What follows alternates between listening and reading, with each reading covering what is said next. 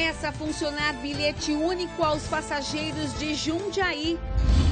Motorista de Sorocaba perde o controle e invade a casa do cidadão. Você sabe o quanto de açúcar deve ingerir?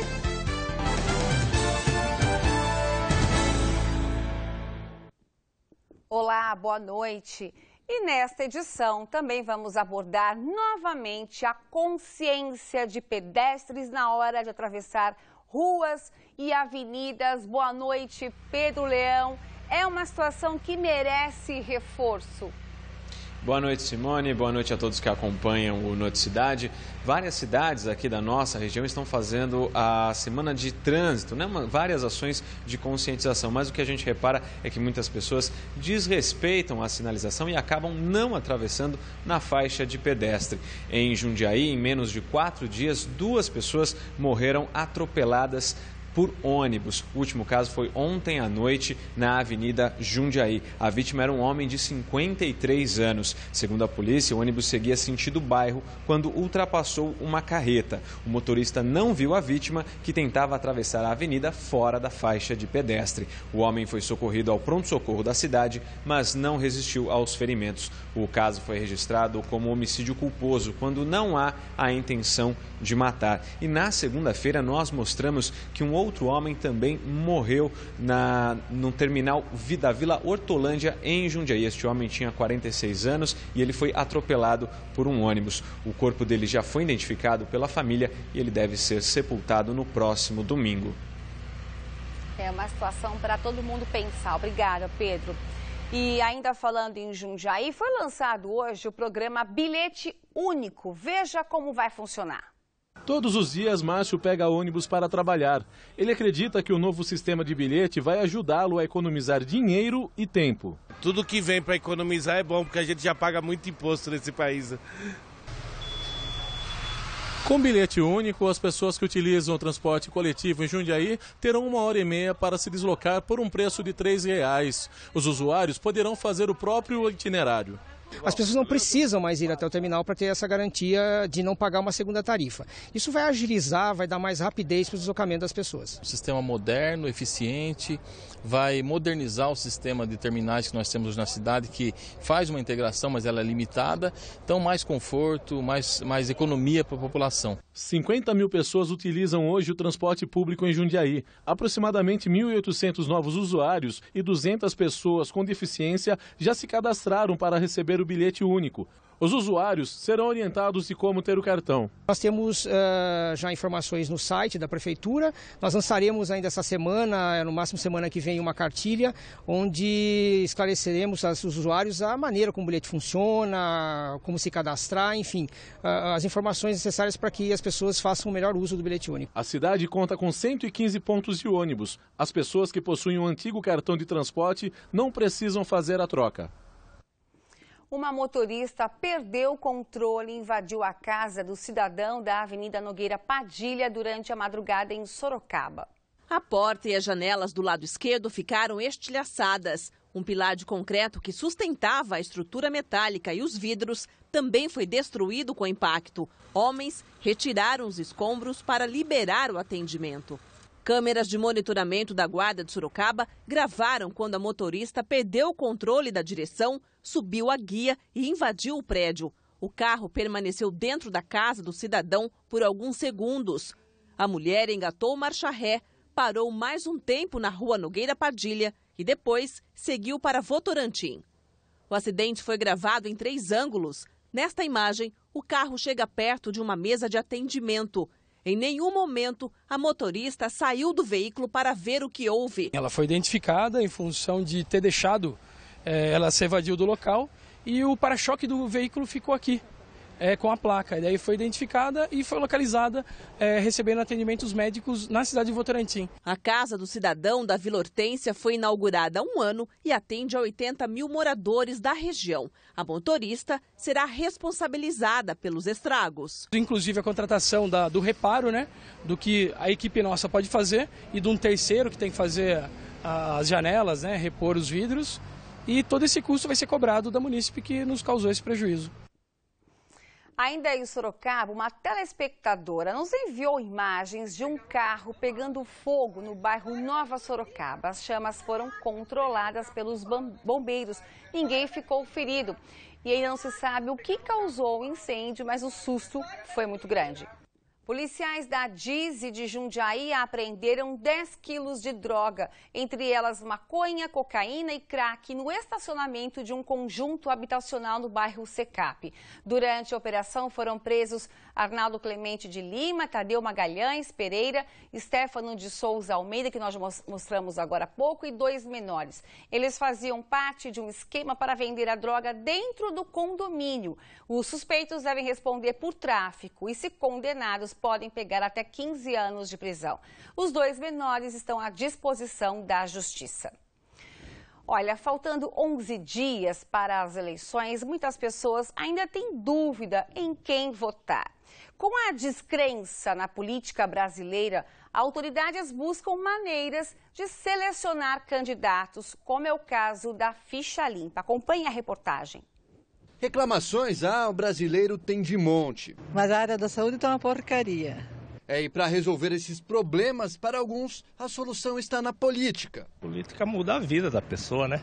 É sim, mas o povo tem uma dificuldade de achar os políticos que resolvam. Há muitas promessas e não o cumprimento delas. Graças a Deus que eu tenho 70 anos, não voto mais. Como que você escolhe o seu candidato? Não sei, né? Calma, para quem não sabe, tem gente com dicas muito boas. Tem que pesquisar. A gente vai ter que pesquisar muito as pessoas que vão entrar. Vamos examinar esse político, mudar essa história, né? Que tem gente boa ainda. Fazendo a peneira sai sempre gente boa ainda, né? E olha, para ajudar nessa peneira, foi criada em 2010 a lei da ficha limpa. E neste ano é a primeira vez que ela vai ser aplicada nas eleições gerais. Candidatos a deputados federal, estadual, senador, governador e presidente podem se tornar inelegíveis. Um dos responsáveis pela lei é o juiz Marlon Reis. Ele conseguiu colher mais de 1.300.000 assinaturas e apresentou o projeto para os deputados. Com a pressão popular, ele foi aprovado. Antigamente se exigia, dizendo em outras palavras, que era preciso que houvesse uma condenação da qual não coubesse mais recurso algum, contra a qual não coubesse mais recurso algum. Agora não, basta que tenha saído uma decisão de um tribunal, ainda caberão vários recursos, mas a pessoa já está inelegível. Não é à toa que hoje nos debates de campanha, os candidatos muitas vezes buscam encontrar no outro marcas negativas no seu passado. Para o juiz que por 7 anos ouviu depoimentos de políticos corruptos para escrever o livro O Nobre Deputado, a ficha limpa é um dos passos. Mas para melhorar mesmo o Brasil, só tem um jeito. É a população que tem que tomar essa iniciativa, o protagonismo social. Nós já vivenciamos isso recentemente. A lei da ficha limpa foi feita assim. Se não fosse a sociedade querer primeiro, o Congresso não teria aprovado depois. Não partiria de lá. E se o brasileiro não votar direitinho, nosso futuro e dos nossos filhos... Do jeito que tá, Deus pertence.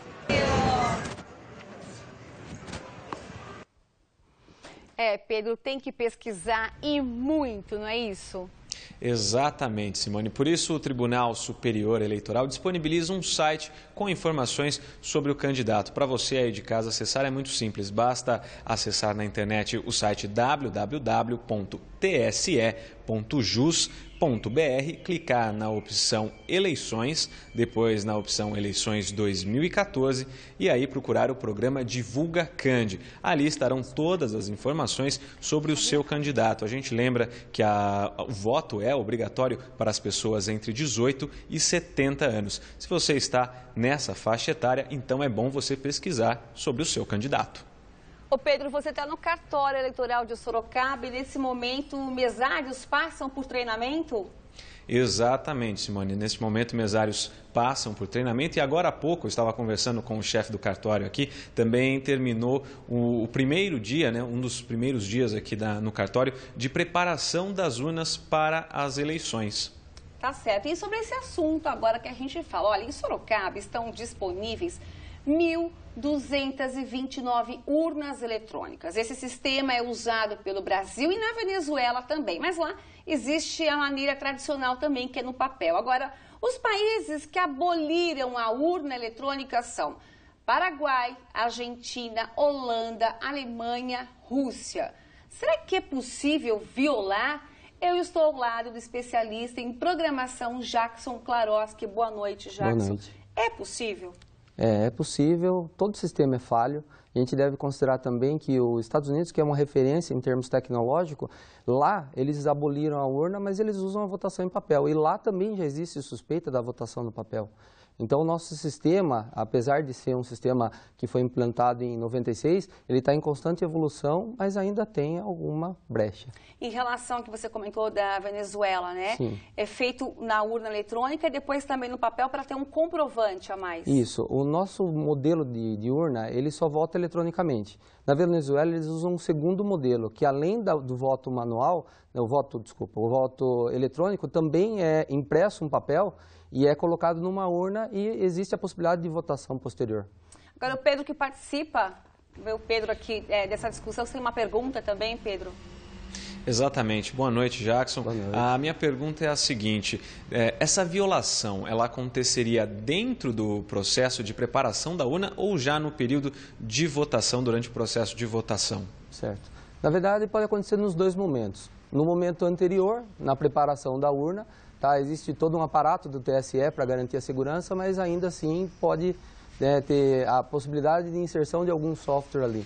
E depois, no segundo momento, que é na hora do envio dos dados para o TSE, existe a necessidade da conexão da internet e todo mundo sabe que é bastante vulnerável. Existe também uma preocupação do TSE em relação a isso, mas o pessoal sempre procura uma forma de burlar esses sistemas. Eu diria que seriam os hackers, né? Com certeza. Agora, a gente recebeu uma nota, né? Nós entramos em contato com o Tribunal Superior Eleitoral e, por meio de nota, eles disseram que cada urna contém um conjunto de chaves próprias e únicas que garantem a segurança do dado. Sim. E sobre a questão da violação que a gente está discutindo, eles informaram, né, que o eleitor pode ter certeza sobre essa segurança das urnas porque diversas barreiras de segurança são projetadas para tornar qualquer fraude. Agora, a gente está falando com um especialista, a gente tem uma contradição de informações.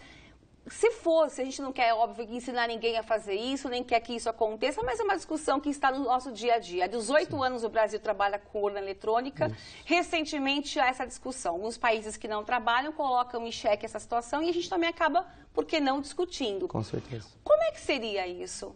Então, existe a possibilidade, até existem tutoriais na internet, né, que explicam sobre isso, de algumas vulnerabilidades que encontraram no software que embaralha os dados da urna. Então, se essa vulnerabilidade for explorada por algumas ferramentas que já foram criadas para isso, pode ser que aconteça alguma violação.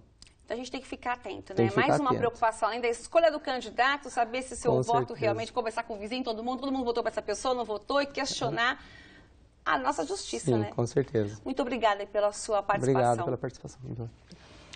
O eleitor publicou hoje a requisição de mais 24 postos particulares para abastecer o município. Os detalhes em instantes aqui no Noticidade.